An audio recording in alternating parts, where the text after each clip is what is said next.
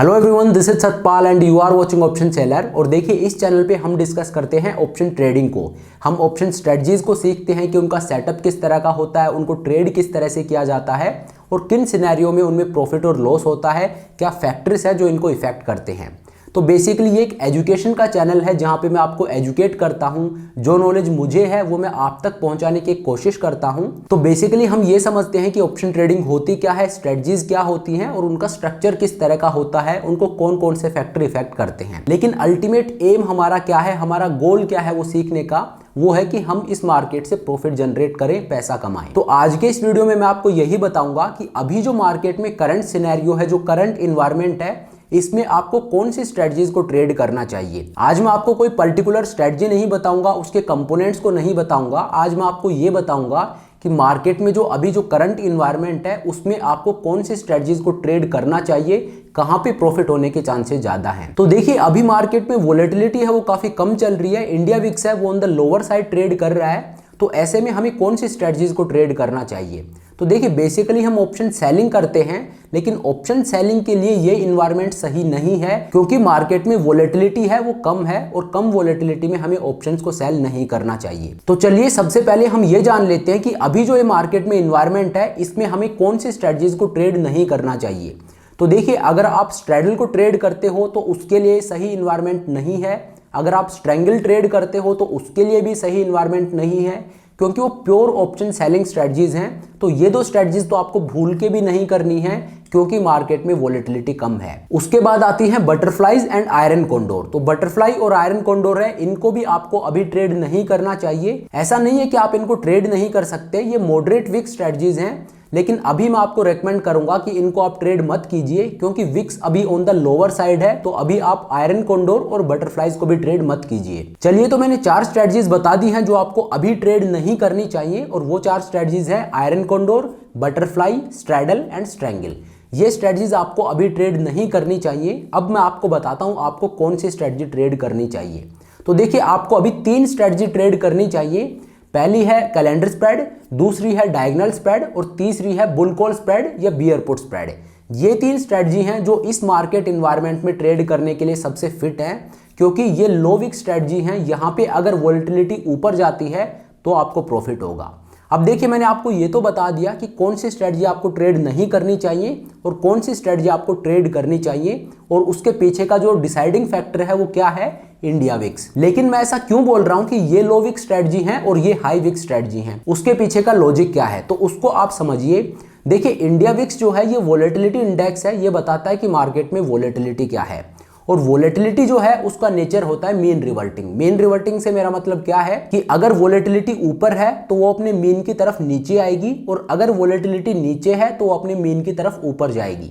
तो जब वोलेटिलिटी ऊपर होती है, तो क्योंकि वोलेटिलिटी का नेचर मीन रिवर्टिंग है, तो ये अज्यूम किया जाता है कि अगर वोलेटिलिटी ऊपर है तो वो अपने मीन की तरफ नीचे आएगी, और अगर वोलेटिलिटी नीचे की तरफ है तो ये अज्यूम किया जाता है कि वो अपने मीन की तरफ ऊपर आएगी। क्यों? क्योंकि वोलेटिलिटी का नेचर मीन रिवर्टिंग है। तो इसी को अब आप करंट मार्केट सिनेरियो में रिलेट करके देखिए। अभी जो मार्केट में वोलेटिलिटी है, जो विक्स का लेवल है वो नीचे की तरफ है, तो ये एक्सपेक्टेड है कि विक्स है वो यहां से ऊपर जा सकती है, क्योंकि विक्स ऑलरेडी नीचे है, और क्योंकि वोलेटिलिटी का नेचर मीन रिवर्टिंग है तो विक्स यहां से ऊपर की तरफ आ सकती है, ये एक्सपेक्टेड है। तो ऐसे में अगर आप ऑप्शन सेलिंग स्ट्रेटजीज को ट्रेड करते हो, जैसे स्ट्रैडल होगी या स्ट्रैंगल होगी, तो वहां पे अगर आपके ट्रेड लेने के बाद मार्केट में वोलेटिलिटी बढ़ती है तो आपको लॉस होगा। और वो लॉस किस वजह से होगा? वेगा की वजह से, क्योंकि वो शॉर्ट वेगा स्ट्रेटजी हैं। वहां पे आपने ट्रेड ले लिया और उसके बाद मार्केट में वोलेटिलिटी बढ़ती है, तो वोलेटिलिटी बढ़ेगी तो ऑप्शन का प्रीमियम है वो भी ऊपर की तरफ जाएगा, वो भी इन्फ्लेट होगा। और जो ऑप्शन, जो प्रीमियम आपने सेल कर रखे हैं, क्योंकि आप ऑप्शन सेलिंग कर रहे हो, तो जो प्रीमियम आपने सेल किया है वो आप नहीं चाहोगे कि आपके सेल करने के बाद ऊपर जाए, क्योंकि अगर वो ऊपर जाता है तो वो आपका लॉस होगा। और मार्केट में वोलेटिलिटी बढ़ती है तो ऑप्शन का प्रीमियम है वो ऊपर जाएगा। तो इस वजह से आपको लो विक्स में ऑप्शन सेलिंग स्ट्रेटजीज को ट्रेड नहीं करना चाहिए, क्योंकि विक्स अगर बढ़ेगी तो वहां पे आपको लॉस होगा। तो इस वजह से मैंने आपको ये 4 स्ट्रेटजी बताई हैं, क्योंकि चारों स्ट्रेटजी हैं शॉर्ट वेगा स्ट्रेटजी हैं, तो ये सही टाइम नहीं है इन स्ट्रेटजीज को ट्रेड करने का। अब मैंने आपको 3 स्ट्रेटजी बताई है कि आप इस मार्केट कंडीशन में इन 3 स्ट्रेटजीज को ट्रेड कीजिए। और वो 3 स्ट्रेटजी कौन सी हैं? Calendar spread, diagonal spread and bull call spread या बियर पुट स्प्रेड। अब मैं क्यों बोल रहा हूं कि इनको आप यहां पे ट्रेड करिए, तो उसके पीछे का रीजन ये है कि ये लॉन्ग वेगा स्ट्रेटजी है। लॉन्ग वेगा का मतलब क्या हो गया कि जब मार्केट में वोलेटिलिटी बढ़ेगी तो इनमें प्रॉफिट होगा, और क्योंकि अभी वोलेटिलिटी नीचे की तरफ है तो एक्सपेक्टेड क्या है कि वोलेटिलिटी अपने मीन की तरफ जाएगी, वोलेटिलिटी ऊपर जाएगी।